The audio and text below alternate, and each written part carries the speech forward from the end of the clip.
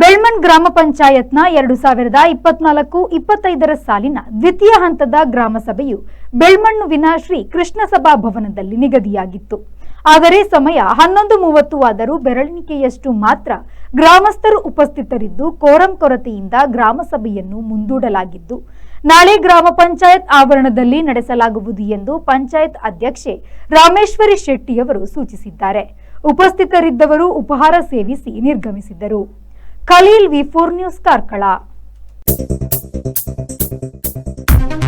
Digital Planet, one-stop store for all your IT, mobile and laptop, desktop, all-in-one PC, application software, accessories, mobile and accessories.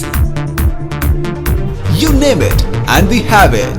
We offer in-house sales and service for all your computer needs. Digital Planet, we offer the best rate on mobiles.